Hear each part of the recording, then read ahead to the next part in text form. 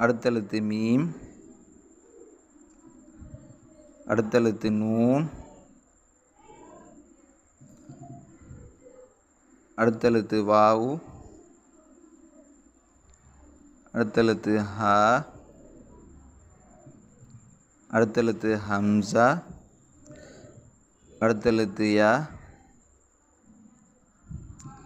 இதுவும் யா. இது இன்னும் ஒரு அமைப்பில் எழுதப்பட்டுள்ளது. எனவே இந்த எழுத்துக்களை பழகுவதென்பது மிகவும் இலகுவான ஒரு விடயமாக இருக்கிறது.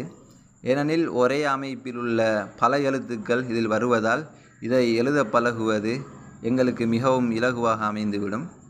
எனவே இந்த எழுத்துக்களை நாங்கள் எழுத பழகுவதோடு இதை பார்க்காமல் சொல்லக்கூடிய அளவுக்கு நாங்கள் இதனை மனப்பாடமாக்கி கொள்ள வேண்டும். ஏனெனில் இதை நாங்கள் பாடமாக்கி கொண்டால் அடுத்தடுத்த பாடங்களை கற்றுக்கொள்வது மிகவும் இலகுவாக இருக்கும்.